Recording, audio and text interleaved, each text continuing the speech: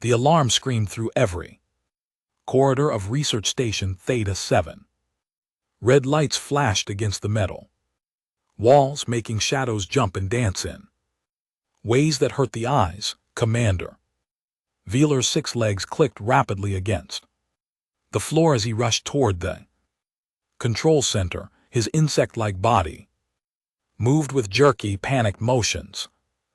Station shook. It was not a small tremor. The entire structure groaned like a dying animal. Through the observation windows, the neutron star below them pulsed with angry light. It looked beautiful and terrible at the same time. Status report. Veeler's translator box turned his chittering sounds into words the other species could understand. Quinn, the chief scientist, stood at the main console. Her crystalline body refracted the red emergency lights into 1,000 tiny rainbows, but there was nothing beautiful about the data scrolling across her screens. Gravitational Stabilizer 3 has failed completely. Stabilizers 1, 2, and 4 are operating at 30% capacity. 5 and 6 are offline. What does this mean? Asked a young villain technician, his fur standing on end with fear. It means, Quinn said slowly, that in approximately 4 hours, the gravitational waves from the neutron star will tear this station apart piece by piece. The control room fell silent except for the alarms. 47 crew members from 12 different species worked on the station. They had spent 8 years studying this particular neutron star. The data they had collected was priceless. Losing it would set galactic science back decades. We evacuate, Veeler said immediately. Send the emergency signal. Commander Quinn's voice was very quiet. If we evacuate, we lose everything. All the research, all the data cores are integrated with the station's power system. We cannot remove them in time. Veeler's antenna drooped. 8 years of work gone, but what choice did they have? Lives matter more than data, he said firmly.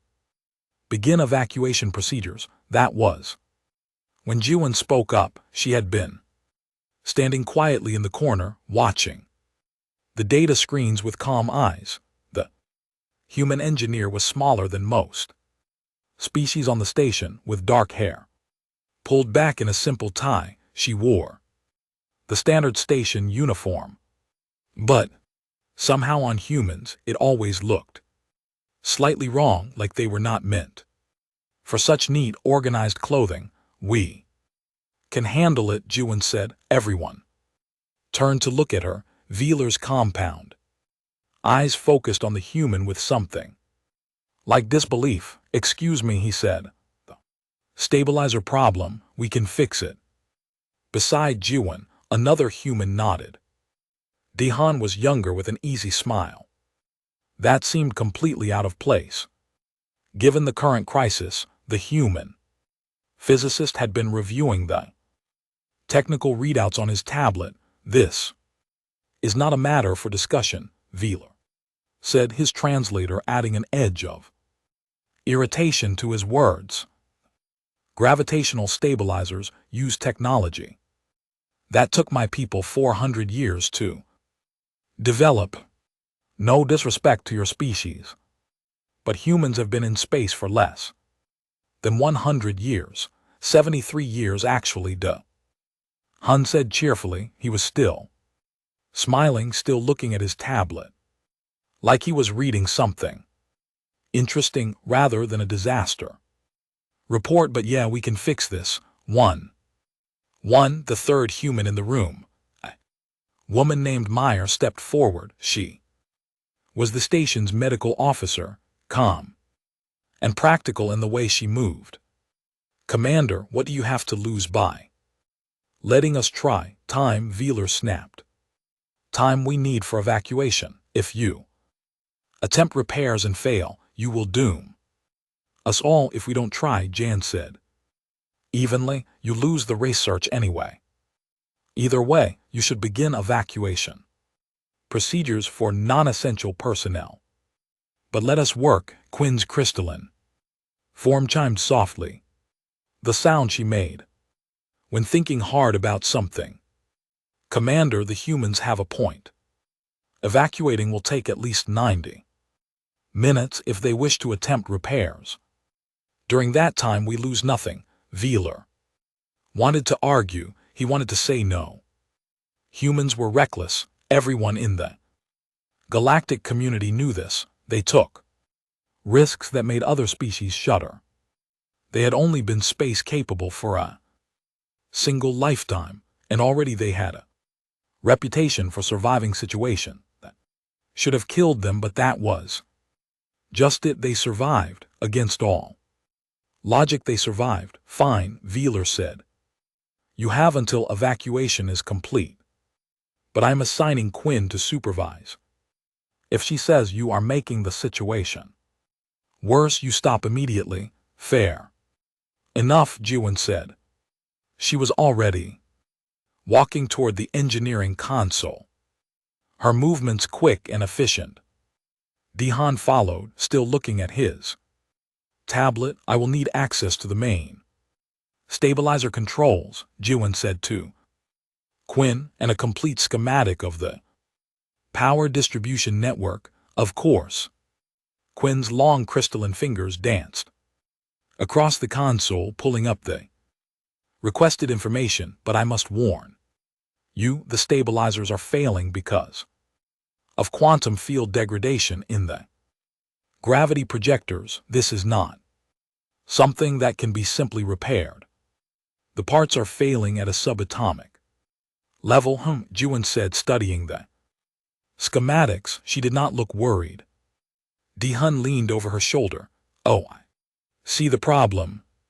The quantum field needs recalibration, but the calibration processors are tied to stabilizer 3, which is completely dead. Yes, Quinn said slowly, which is why repair is impossible without the calibration processors. We cannot tune the quantum fields without tuning the quantum fields. The stabilizers will continue to degrade, right? Dehan said. He was grinning now, which made Quinn very uncomfortable.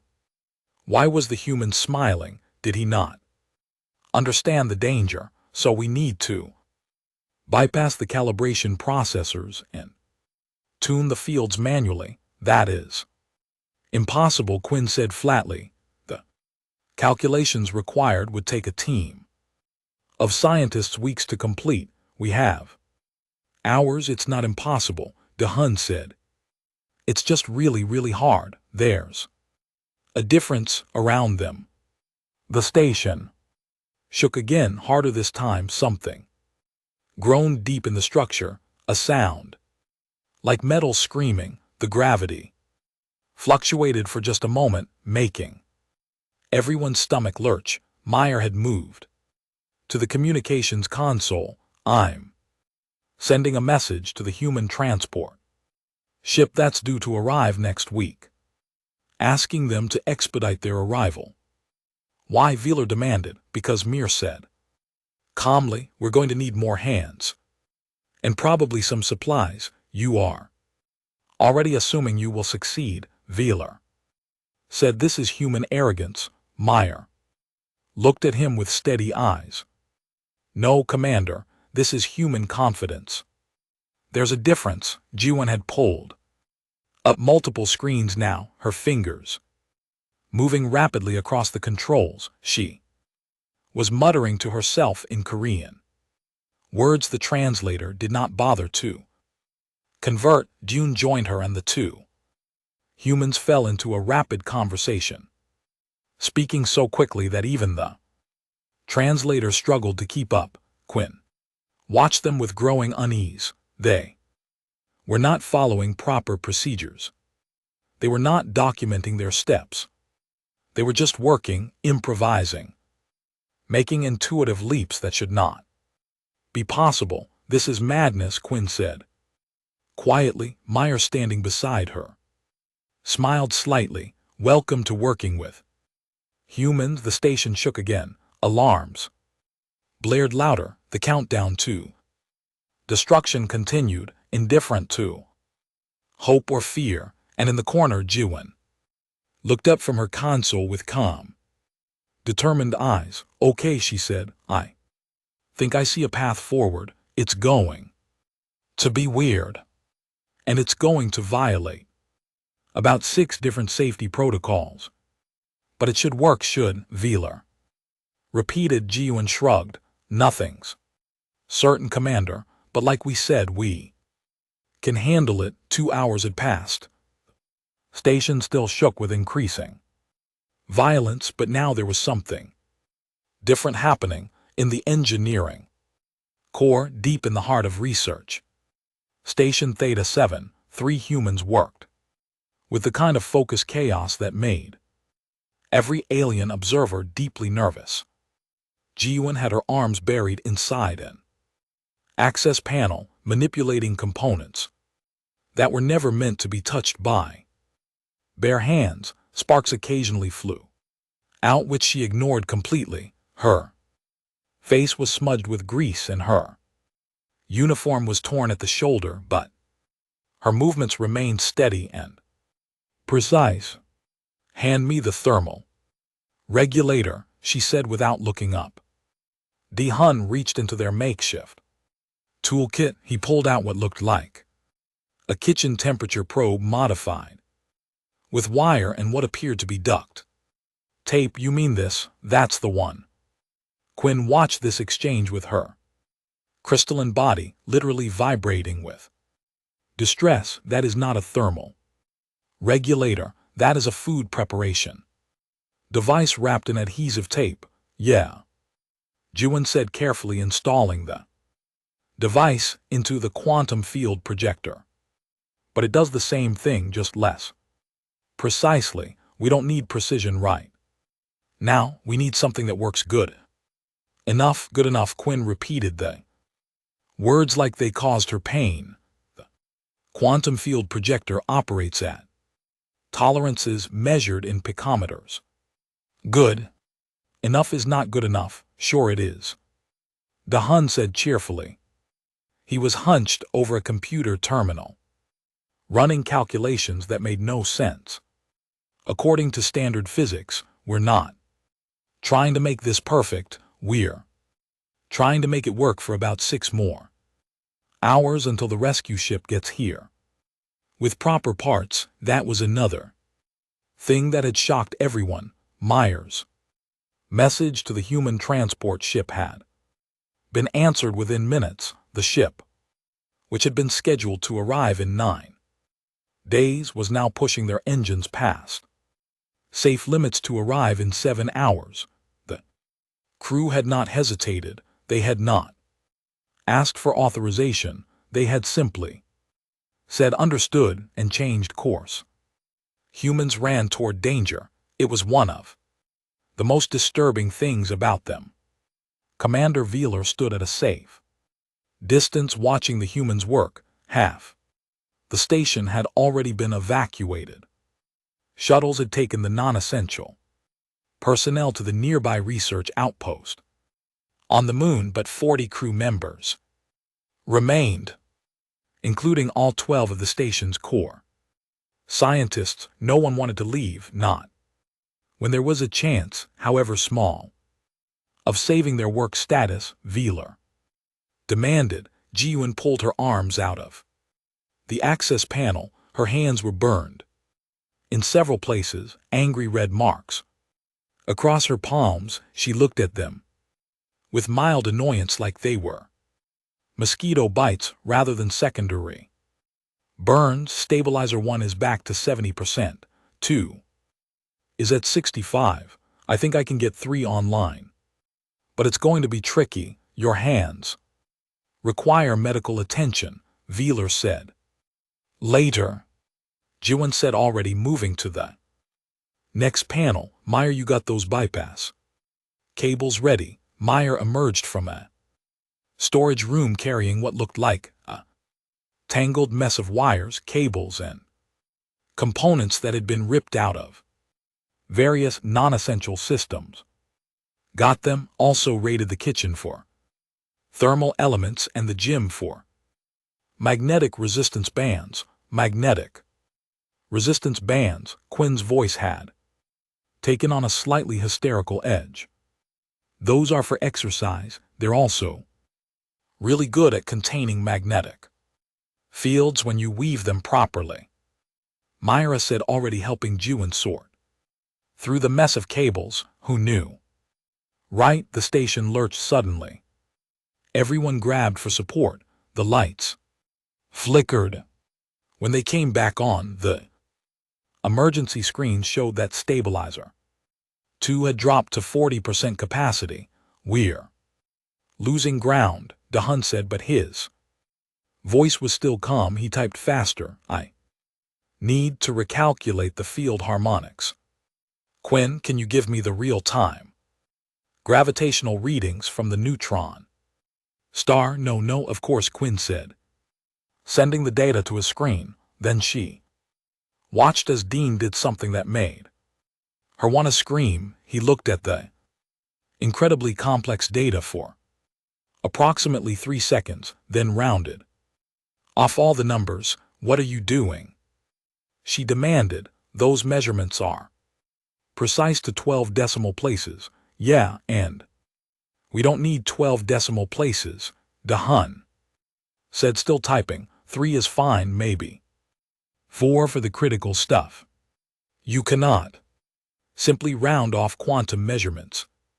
Watch me. Before Quinn could respond, the door to the engineering core hissed open. A young human male rushed in, barely out of breath despite having just docked a shuttle in some of the worst gravitational turbulence imaginable. He carried 2 large cases of equipment. Hanwoo reporting, he said with a quick grin. Heard you guys needed some help. You came from the outpost? Veeler asked in disbelief.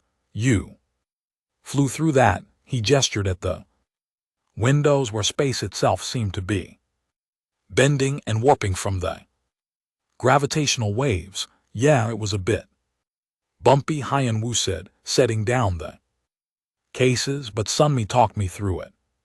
She's still on the comm navigation help. As if on cue, a woman's voice came through the communication system. Hey everyone, Sunmi here. I'm monitoring the gravitational patterns from the outpost. I can give you a 2-minute warning before the worst waves hit. That's useful, Jiwon said, accepting one of the cases from Han-woo. All of it, though. I got to say, the quartermaster thought I was crazy. Superconducting wire, industrial sealant, and 50 m of fiber optic cable. Perfect. Jiwon was already pulling out components. Okay, here's the situation. We got stabilizers 1 and 2 working at reduced capacity. 3 is completely dead and probably staying that way. 4 through 6 need to be brought online, but they all depend on having a working central processor, which is in Stabilizer 3, Hyun-woo said, catching up quickly. Right. So we need to build a new central processor out of whatever we have available. Hyun-woo blinked. Build a quantum computer processor out of spare parts, not a whole processor, DeHaan corrected, just the parts that handle field distribution, and it doesn't need to be quantum. Classical computing is fine if we run it fast enough. Quinn made a sound like breaking glass. You cannot replace a quantum processor with classical computing. Sure we can, DeHaan said. It'll just be slower and less efficient, but again, we don't need this to work forever, just for a few hours. The humans fell into a rhythm that was mesmerizing and terrifying to watch. They did not follow procedures. They did not file safety reports. They did not ask permission before rerouting critical systems through kitchen equipment and exercise gear. They just worked. Jiwon climbed into spaces that were marked as off-limits due to radiation. Hunwoo bypassed safety locks that were designed to prevent catastrophic failure. Dahun ran calculations in his head that should have required supercomputers. Meyer coordinated everything, keeping track of which systems were being cannibalized and making sure nothing truly critical was destroyed. And through it all, Sunmi's voice came over the comm at regular intervals. Big wave. In 90 seconds, brace yourselves, and later clear for the next 3 minutes. This is your window. The humans moved faster during the clear periods. They worked methodically during the rough patches, hands gripping equipment as the station shook, never dropping anything, never panicking. I don't understand, Veeler said quietly to Quinn. They should not be able to do this. The technology is too complex. The time is too short. They are not trying to understand it, Quinn said, and there was something like awe in her voice. Now they are not trying to master it. They are just trying to make it work. Do you see the difference? Veeler did see. Humans did not need to know why something worked. They just needed to know that it could work. They experimented. They guessed. They tried things that should fail but sometimes succeeded. 3 hours after they had started, Jiwon stood up from the final connection. Her face was pale and she was clearly exhausted. Burns covered her hands and forearms. She had a cut above her eye that was bleeding slowly. Okay, she said. I think we're ready, June. Start the boot sequence. Dahyun's fingers danced across the keyboard. Sequence initiated. Field generators charging, processors synchronizing. The lights flickered. The station held its breath. One by one, status lights turned green on the main console. Stabilizer 1, 75%. Stabilizer 2, 70%. Stabilizer 4 online at 60%. Stabilizer 5 online at 55%. Stabilizer 6 online at 62%. The shaking did not stop, but it decreased. The screaming of metal under stress became a groan, then a whisper. The station was holding diagnostics. Gi asked, swaying slightly on her feet. Stable, Quinn said, and her voice was filled with disbelief. All systems stable. The configuration is insane and violates every engineering principle I know, but it is stable. Good enough, Jiwon said, and then her knees buckled. Meyer caught her before she hit the floor. Easy, I've got you, just need a minute, Jiwon mumbled. You need a hospital bed and about 3 days of rest, Myra said, but first let's get those hands treated. Veeler watched Meyer guide the exhausted engineer toward the medical bay. The other humans were in similar states, burned, bruised, bleeding, but they were smiling. They had done the impossible. We can handle it, Veeler said quietly, repeating the words the humans had spoken hours ago. I am beginning to understand what those words truly mean. The medical bay was quiet except for the soft hum of healing equipment. Jiwon lay on a bed, her hands wrapped in bandages that glowed faintly blue with medical nanites. She was asleep finally, her breathing deep and steady. Across from her, Hyun-woo sat with his arm in a regeneration field, scrolling through technical reports on his tablet with his free hand. Meyer checked the medical readouts with practice deficiency. The burns were healing faster than they should, even with the advanced alien Medical technology, human regeneration, was remarkable, something that had surprised the galactic community when they first made contact. Humans healed from injuries that would permanently disable other species. How is she? Dahun asked from the doorway. He looked tired but alert.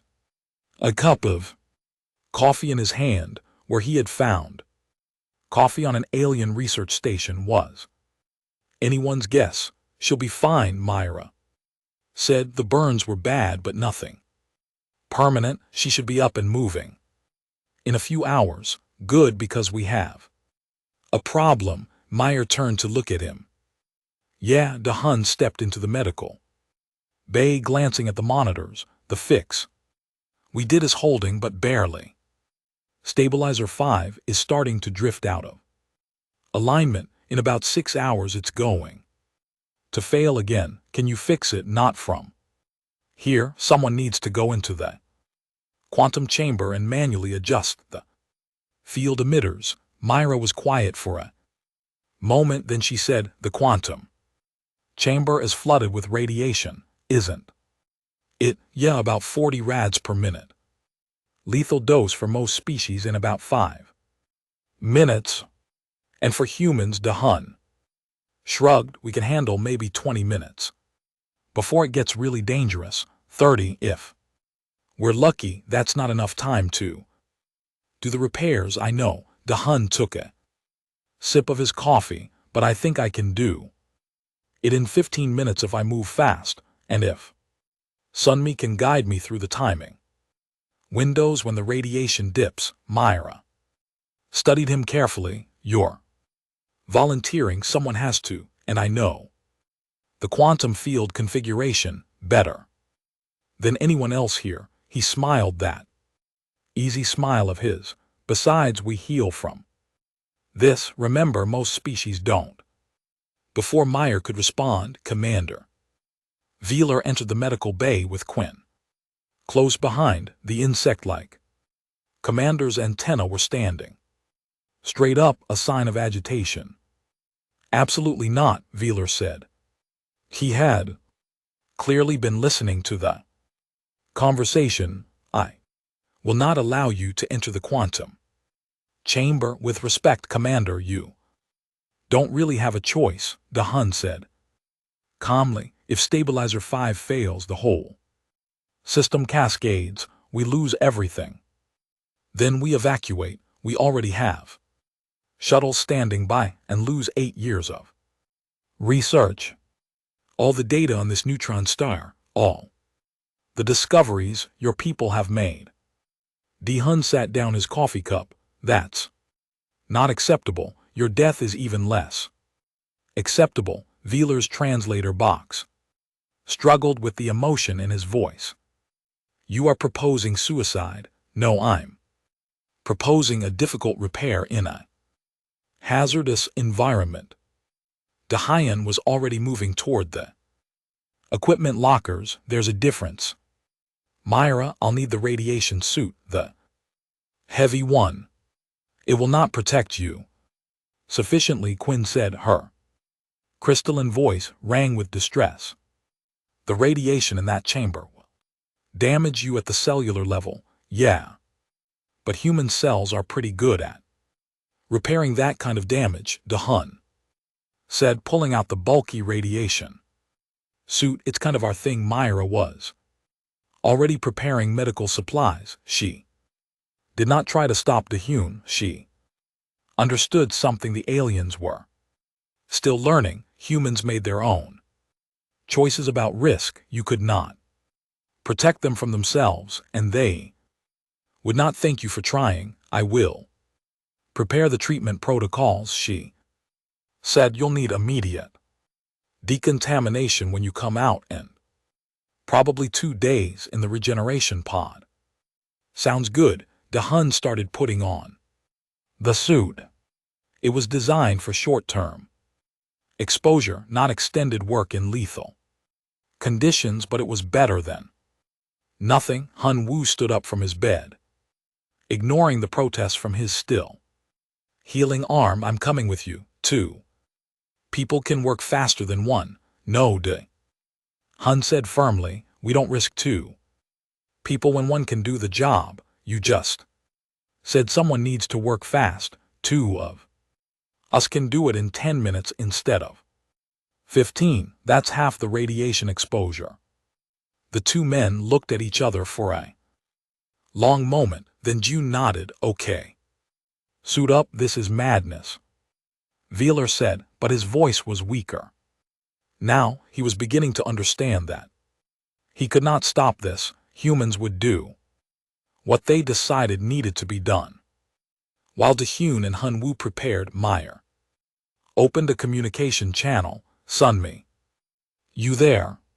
Right here, came the response from the distant outpost. I heard I'm already mapping the radiation flux patterns in the quantum chamber. Can you give them windows to work in? Yeah, the flux varies based on the neutron star's rotation every 90 seconds. There's a 30-second window where radiation drops to about 20 rads per minute, still dangerous but better than 40. Good. Myra turned to the two men in their radiation suits. You hear that? You work during the low windows. During the high windows, you get behind shielding. No, oh heroes, we're not heroes, DeHun said, his voice slightly muffled by the suit's helmet. We're just engineers fixing a problem. June stirred on her medical bed, her eyes opened slowly. What's happening? Go back to sleep, Myra said gently. Everything's under control. But June was already sitting up, wincing at the pain in her hands. Someone's going into the quantum chamber. We've got it handled, DeHun said. June looked at him, then at Hyun Woo, both of them suited up and ready. She closed her eyes briefly, then opened them with resigned acceptance. Okay, but you follow Sunmi and LT Unk and GT's instructions exactly, and you take breaks when she tells you to. Yes, ma'am, DeHun said with a slight smile. The journey to the quantum chamber took 10 minutes.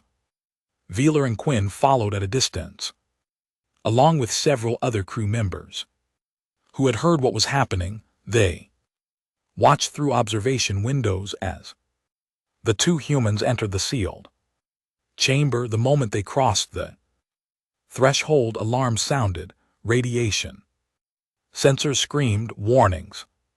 Radiation level 38 rads per minute, Quinn reported, her voice tight with worry. 40 seconds until the low window. Through the observation glass, the crew watched as DeHun and Hun Woo moved to their positions.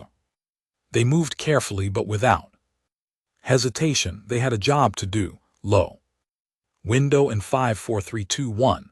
Now Sunmi's voice came through the comm. Immediately both humans began working. Their movements were quick and precise. DeHun adjusted the field emitters while Hun Woo recalibrated the control systems. They had obviously planned this out, dividing the work efficiently. 20 seconds until high window. Sunmi warned. The humans did not stop working. They moved faster. Instead, 10 seconds. Come on, Wheeler muttered, his translator barely catching the words. Get to safety. 5 seconds. DeHun finished his adjustment and both men moved quickly behind the shielding panels in the chamber. High window, Sunmi announced.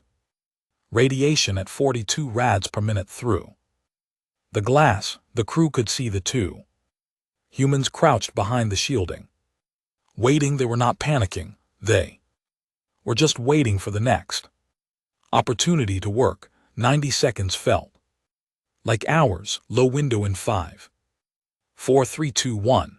Now the humans emerged and continued working.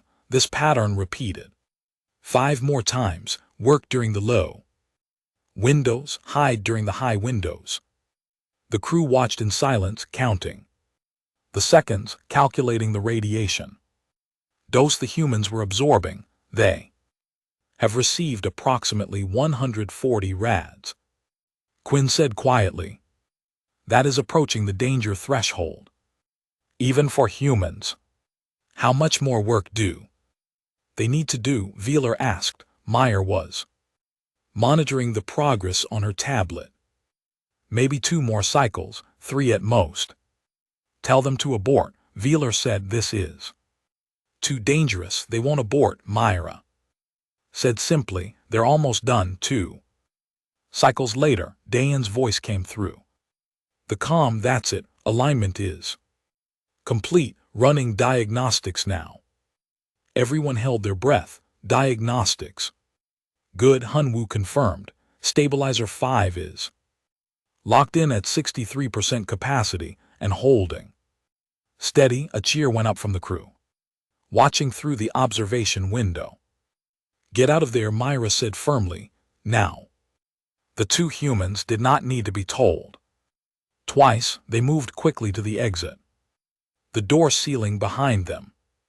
As soon as they cleared the threshold in the decontamination room, they stripped off the radiation suits. Both men looked pale and tired. Da-hun and LT Unk and GT's hands were shaking slightly. Hyun-woo leaned against the wall, breathing hard. Meyer was there immediately with medical scanners. 212 rads for you, she said today. Hun.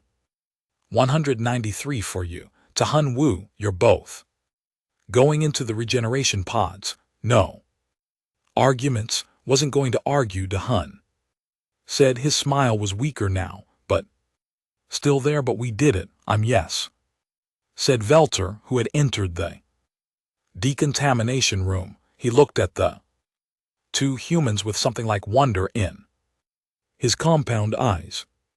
You did it. I do not understand how, but you did it. We told you, Hyun-woo said, as Meyer guided him toward the medical bay.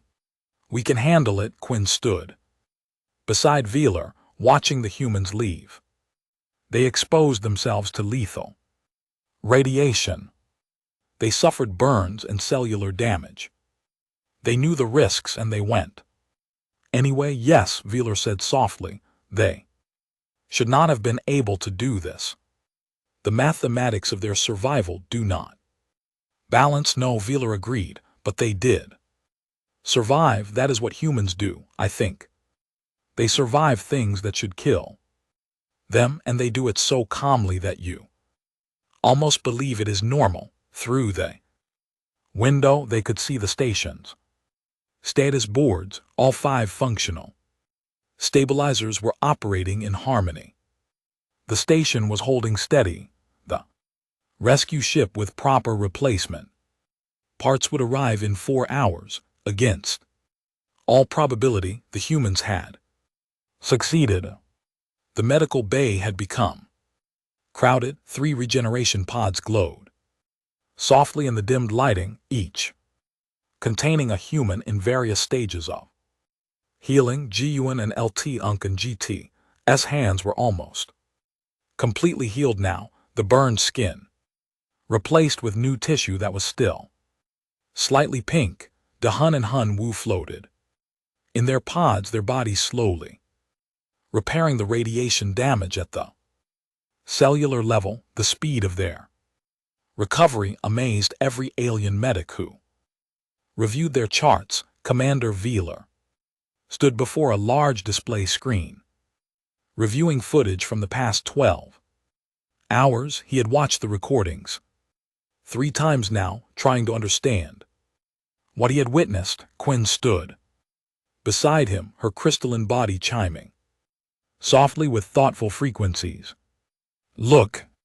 At this moment, Veeler said, pausing the footage on the screen. Ji-Yuan was installing the makeshift thermal regulator. She knows that component should not work. You can see it in her face, but she installs it anyway because working poorly is better than not working at all. Quinn said, it is a philosophy that goes against everything We teach in galactic engineering.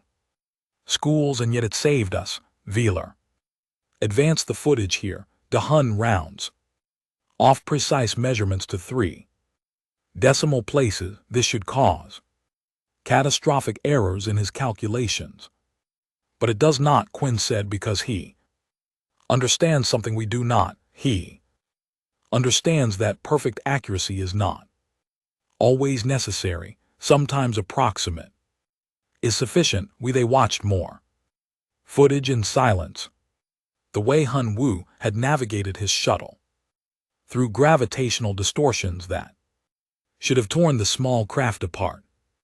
The way Sunmi had predicted radiation patterns from a moon base hundreds of thousands of km away using nothing but intuition and quick calculations. The way the humans had coordinated without formal communication, reading each other's intentions from tiny gestures and glances. They are pattern recognition specialists, Quinn said. Finally, their brains evolved to see patterns in incomplete data. They do not need all the information. They can work with fragments and extrapolate the rest. And they evolved as persistence hunters. Veeler added, I researched human evolutionary history last night. Their ancestors would chase prey for hours, days even. They would not give up. They would keep going when any sensible creature would have stopped. That explains their physical resilience. Quinn said, their ability to heal from injuries, to function while damaged, to push past pain and exhaustion, but it does not explain this. Veeler gestured at the screen showing all 5 humans working together in perfect synchronization. This is something else. This is social cooperation at a level we rarely see.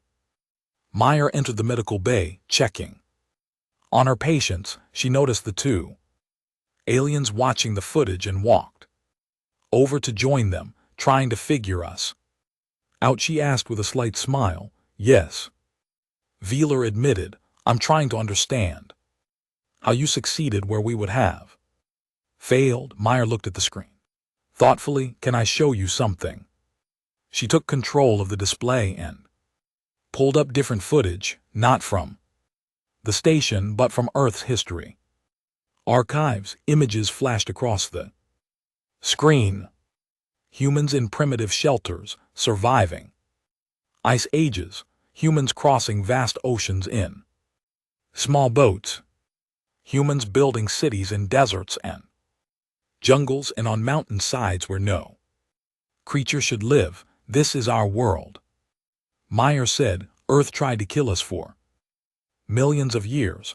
Ice ages, droughts, predators, diseases, volcanoes, earthquakes. There was always something trying to end us. More images. Humans in space suits repairing damaged ships. Humans in underground bunkers after disasters. Humans rebuilding cities after they had been destroyed. We learned to survive by being adaptable. Meyer continued. We learned that perfect solutions take too long. We learned that good enough right now is better than perfect tomorrow. We learn to work together, because alone we die, and you learn to handle failure, Quinn said softly, understanding dawning in her crystalline voice. Exactly. Meyer smiled. Every other species in the galaxy evolved on worlds that were relatively stable and safe. Your planets did not actively try to kill you, so you built systems that never fail. You designed technology to be perfect because you had the time and resources to make it perfect, but you built people who handle failure, Veeler said, remembering Hun Wu and LT, Unk and GT's words from earlier. Right, because on Earth, failure is normal. Things break, plans fall apart, the environment changes. We expect it, we prepare for it, and when it happens, we adapt. The door to the Medical bay opened, and Jiwon emerged. From her regeneration pod, she looked tired but healthy, the burns on her hands were completely gone, leaving only faint scars that would fade in time. "How long was I out?" she asked. "Accepting a robe from Mir, about 4 hours. The rescue ship arrived 20 minutes ago. They're installing the proper replacement parts now." "Good." Jiwon stretched carefully. "Any problems with the stabilizers while I was sleeping?" "No." Jiwon walked over to where Velar and Quinn stood. She glanced at the display screen showing footage of the crisis. "Reviewing our work, trying to understand it," Velar said. "Jiwon, may I ask you a question?" "Sure." "When you said we can handle it, did you know you would succeed?" Jiwon thought about this for a moment. "No, I knew we had a chance. I knew it was possible, but I didn't know we would succeed." Won Jai thought about this. "Then why say it with such confidence?" "Because confidence matters. If we had said maybe, we can do this, or we'll try our best, you would never have let us attempt it, and more importantly, we would have been thinking about failure instead of success." Ji-Yuan looked at the footage showing Dayan entering the radiation chamber. "Humans perform better when we believe we can win. It's a psychological thing, so we tell ourselves we can handle it, and then we work like it's true until it becomes true." Quinn's crystalline body chimed with confusion. "That is illogical." "Maybe," Jiwon said with a shrug, "but it works." A message came through the communication system. It was Sunmi from the moon base. "Hey, just wanted to let everyone know that the gravitational readings have stabilized.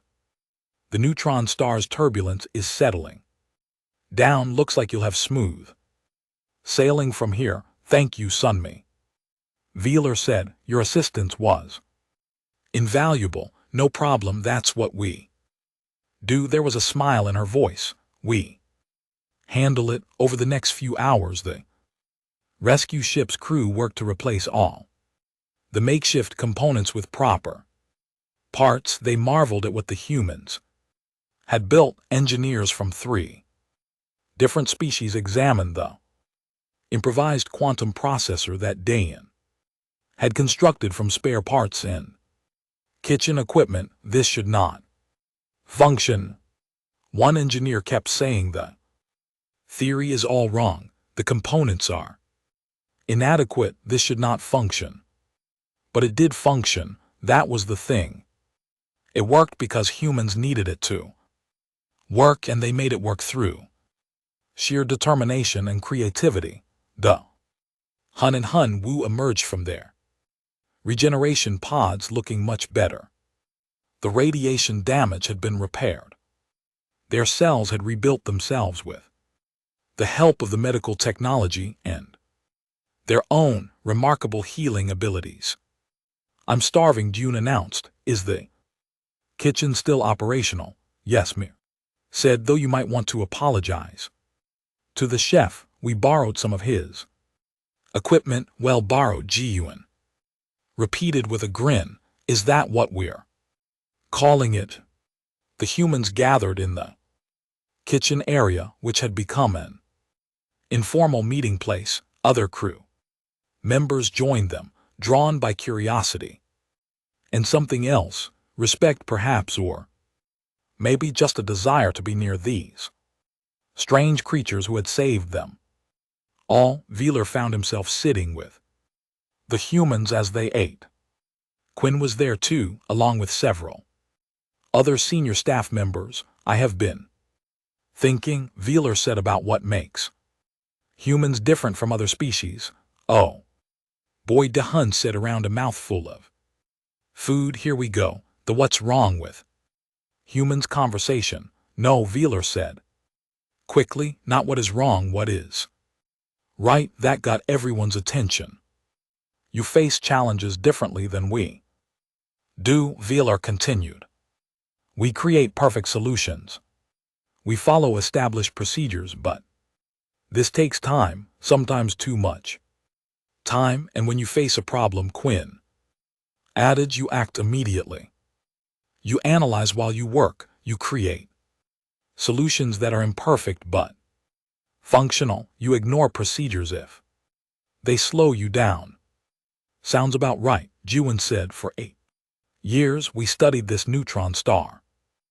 Wheeler said, we built perfect systems. We followed every safety protocol. We did everything correctly, and when our perfect system failed, we had no answer. We were going to lose everything because we did not know how to handle failure. He looked at each of the humans in turn. You saved 8 years of research. You saved this station. You saved lives. And you did it by breaking every rule we hold sacred. You did it by accepting imperfection, by working with incomplete information, by taking risks that terrify us. We also got pretty beat up doing it, Hyen Woo pointed out, holding up his arm, which still showed faint marks from the radiation exposure. Yes, Wheeler said, and that is perhaps the most remarkable thing. You knew you would be hurt. You went anyway. Someone had to. Me said simply. Quinn leaned forward. I have been analyzing human psychology and evolutionary history. I believe I understand now. You evolved in chaos. You learned to thrive in unpredictable environments. Every other species in the galaxy evolved toward specialization and perfection, but humans evolved toward adaptability and resilience. We're generalists, Jiwon said, nodding. We're not the strongest or the fastest or the smartest at any one thing, but we're pretty good at everything, and we're really good at figuring things out on the fly. Your greatest strength, Quinn said, is that you do not need perfect conditions to succeed. You succeed despite imperfect conditions, perhaps because of them. The conversation continued late into the night cycle. The humans shared stories from Earth's history. The aliens shared their own perspectives, and slowly understanding grew between them. As Wheeler finally prepared to leave, he turned to Jiwon. One last time, when the next crisis comes, will you say it again? Will you tell me we can handle it? Jiwon smiled. Probably. Though hopefully next time it'll be less dramatic. I hope so too, Wheeler said. But if it is dramatic, I will believe you, because I have seen what humans can do when they say those words. 1 week had passed since the crisis.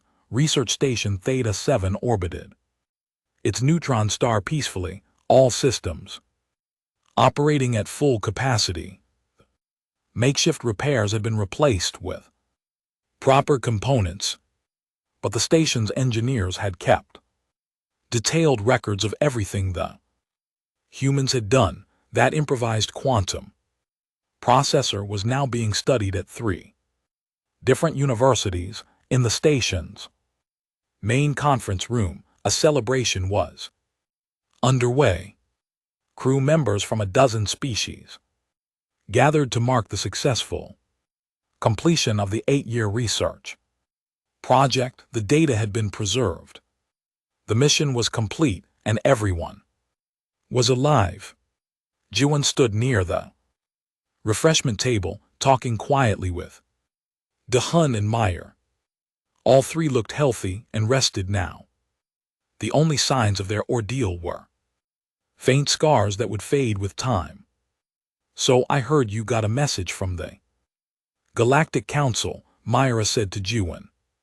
Yeah, they want me to present at their next engineering symposium. Talk about improvised repair techniques in crisis situations. Da-hun laughed. They want you to teach them how to break the rules, something like that. Jiwon smiled. Though I think what they really want is to understand how we think. Across the room, Veeler was having a similar conversation with Quinn. The insect-like commander had been unusually thoughtful since the crisis ended. I submitted my report to the council, Veeler said. I recommended that human crew members be added to all critical research stations. That is a significant recommendation, Quinn observed. What was their response? They are considering it, but there is resistance. Some council members believe humans are too reckless, too unpredictable. They are those things, Quinn said, but they are also effective. Perhaps the council needs to learn what we learned, that different does not mean wrong. Before Veeler could respond, the station's communication system activated. An automated message began playing, one that made every crew member in the room stop and listen. Emergency broadcast to all vessels and stations in Sector 7. Diplomatic transport ship Galactic Unity has suffered catastrophic engine failure, life support failing, 217 passengers and crew. Rescue vessels are 12 hours away. Any ships capable of providing assistance, please respond immediately. Quote, the room fell silent. 12 hours was too long. Life support would fail in 8 hours at most. 217 people would die. Veeler was already moving toward the command center, but something made him stop. He turned to look at the humans. Jiwon was staring at the speaker, her mind already working through the problem. Dihan had pulled out his tablet and was accessing the emergency broadcast data. Meyer had that calm, focused expression that Veeler had learned to recognize. Don't even think about it, Veeler said, but his voice lacked conviction. We cannot reach them in time. The gravitational currents around the neutron star make fast travel impossible. Even if we left immediately, it would take us 14 hours to get there. What if we didn't go around the gravitational currents? Dihan asked, still looking at his tablet. What if we went through them? Every alien in the room made sounds of shock or disbelief. That is impossible, Quinn said flatly. The gravitational forces would tear any ship apart. Maybe, Jiwon said, and Veeler felt his antenna droop because he knew what was coming. If we modified our shields to create a gravitational buffer, and if we timed our approach to match the neutron star's rotation cycle, we might be able to surf the gravitational waves. Surf, Quinn repeated. You want to surf gravitational waves from a neutron star? Well, when you say it like that, it sounds crazy, Dahan said with a grin. Because it is crazy. Hyun Woo had joined the conversation along with Sunmi, who was connected via communication link from the moon base. How long would this route take? Hyun Woo asked. Dahan was already calculating. If everything works perfectly, 6 hours. Maybe 7, and if it doesn't work perfectly, Veeler asked, though he already knew he was not going to like the answer, then we die horribly, crushed by forces that our bodies cannot withstand. Dahan said this cheerfully, as if discussing the weather, but 217 people definitely die if we don't try. So the math is pretty simple. Jiwon was already heading toward the door. I need to check our shield generators, see if they can be modified for gravitational buffering to our I'll work on the navigation calculations, Sunmi said through the comm. This is going to require some extremely precise timing. I'll prep the engine systems, Hyun Woo added. We're going to need every bit of Power we can generate, Mir looked at. We'll need medical supplies ready for the passengers we're rescuing and for our own crew. This is going to be rough. Wheeler stood frozen, watching the humans mobilize. Around him, the alien crew members looked at each other with uncertainty and fear. Then Quinn made a sound like breaking crystal, which was her species version of a laugh. Well, Commander, will you let them try? Wheeler thought about the past week, about improvised repairs that should not have worked, about humans walking into radiation that should have killed them, about makeshift solutions built from kitchen equipment and exercise gear. He thought about 3 words: we can handle it. Yes, he said finally, but I am coming with you. So am I, Quinn said. And I said, a villain navigator, count me in, added a crystalline engineer. Within minutes, a crew had volunteered. Not all of them, but enough, 15 beings from 6 different species, ready to risk everything to save strangers they had never met. The humans looked surprised. You sure about this, Juan? Asked Wheeler. This is going to be dangerous, really dangerous, I am sure. Wheeler said, you have taught us something important this week. You have taught us that sometimes the correct choice is the risky one, that sometimes doing nothing is more dangerous than doing something, that sometimes we must trust in our ability to adapt and survive, rather than in our ability to plan and prepare. He clicked his mandibles together in what humans had learned was his version of a smile. Besides, if you humans can handle it, surely we can at least try. 2 hours later, the modified research vessel launched from Station Theta 7. The ship was not designed for rescue operations. It was not designed for the kind of flying they were about to attempt, but it was fast and it had good shields and it had a crew that was willing to try the impossible. Juan sat at the engineering station monitoring the shield modifications. Beside her, a crystalline engineer named Karin worked on power distribution. They had formed a quick partnership.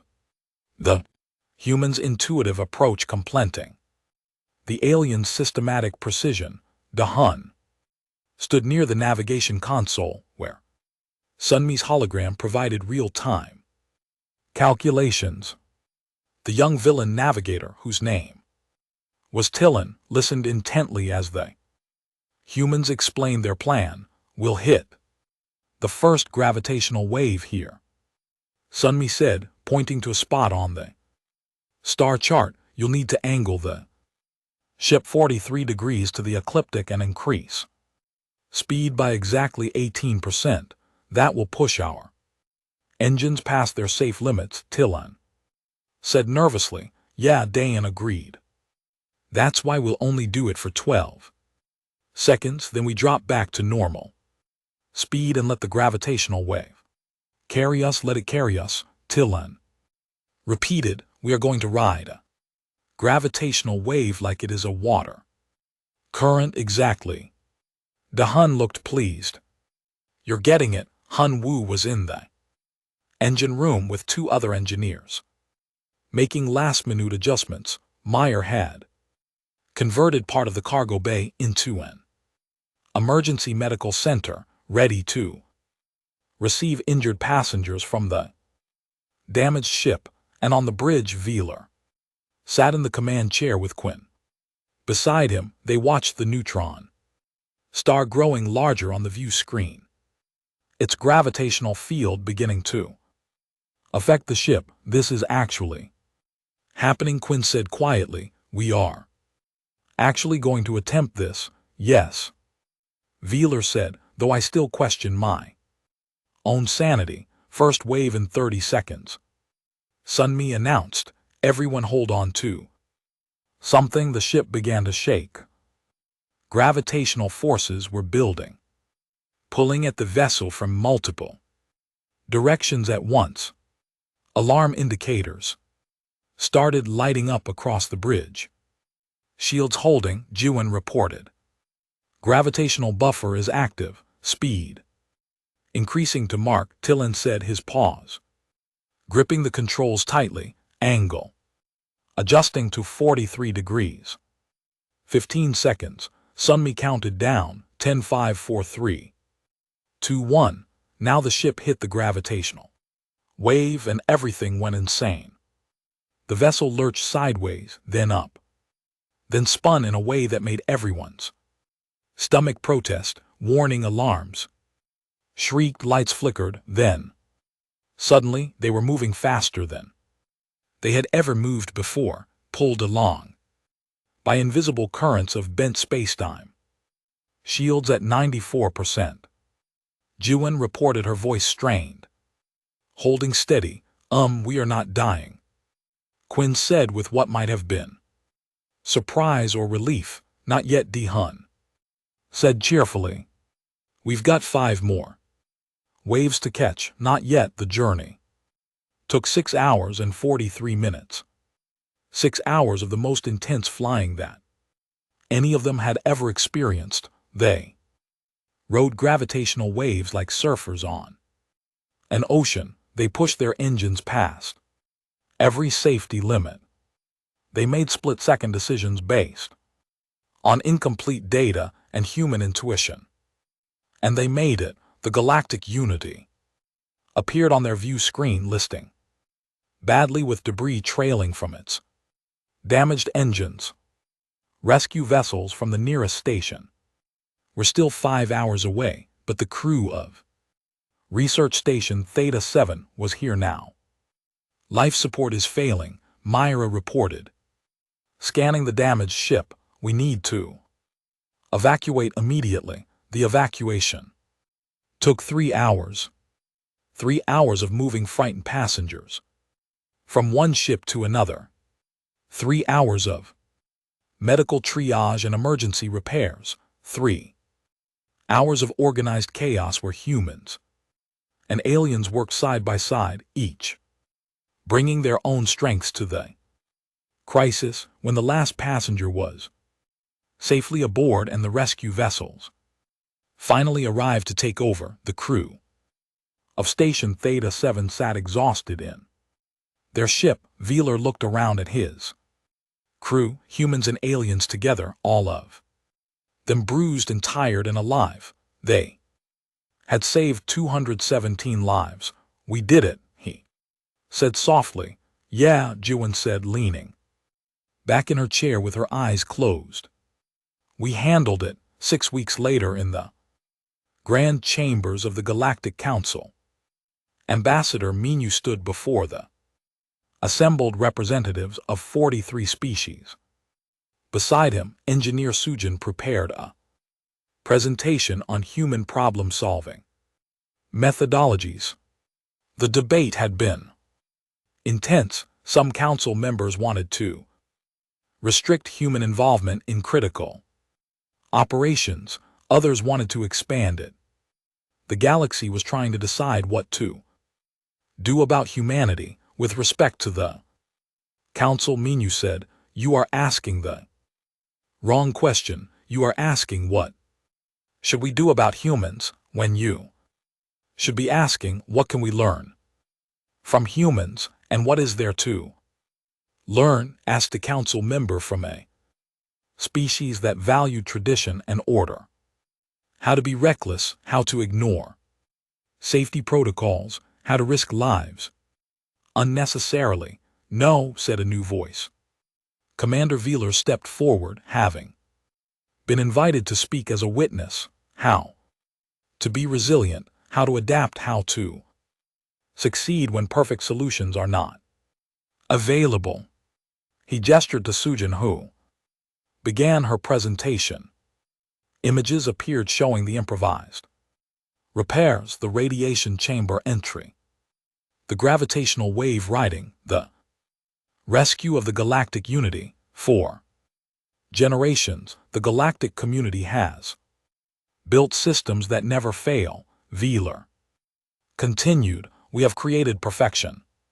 Through careful planning and rigid adherence to procedures, this has served us well in stable times. He paused, letting the weight of his next words settle, but times are not always stable. And when our perfect systems fail, we have no answer. We have forgotten how to handle crisis, how to improvise, how to take necessary risks. Quinn stepped forward to join him. Humans have not forgotten these things. They evolved in a hostile environment where crisis was normal. They learned to handle it, and they can teach us to do the same. Minyu nodded his thanks to both of them. Humans do not succeed despite chaos. We succeed through chaos. We do not need perfect conditions. We create workable conditions from whatever we have available, and we do not give up even when logic says we should. He looked around the chamber, meeting the eyes of dozens of different species. You are right to be cautious of us. We are different. We think differently. We act differently, but different does not mean wrong. It means complementary. Where you have perfection, we have adaptability. Where you have order, we have flexibility. Where you have caution, we have courage. Pretty speech, said one skeptical council member, but words are easy. Actions matter. Then judge us by our actions. Minyu said simply, research station Theta 7 should have been destroyed. 217 people on the galactic unity should have died, but they did not, because humans said 3 words, we can handle it, and then we did. The debate continued for hours. But in the end, the council voted, not unanimously, but by a clear majority.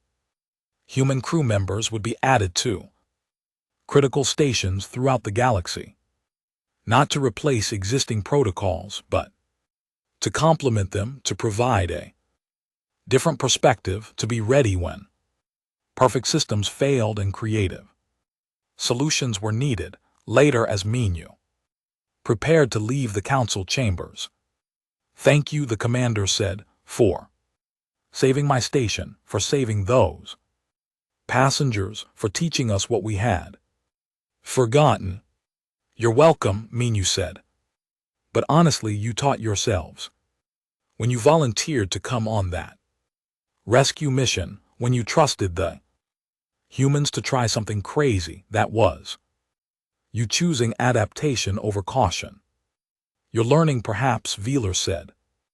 Though I hope we do not need to learn through quite so many dramatic crises. Mingho laughed. Well, I can't promise that. Humans tend to attract crisis, but I can promise that whenever it comes, whatever it is, we'll say those 3 words. Quote, we can handle it, Wheeler said. Exactly. As Minyu walked away, Wheeler thought about the future, about humans spreading through the galaxy, bringing their chaos and creativity and determination with them, about the changes this would bring to the careful, ordered galactic society. It would be different. It would be challenging. It would sometimes be frightening, but as he had learned over the past few weeks, different was not the same as wrong, and humans had something the galaxy desperately needed: the ability to face the impossible and make it possible. They said, we can handle it, and then they did, and perhaps with their help, the rest of the galaxy could learn to do the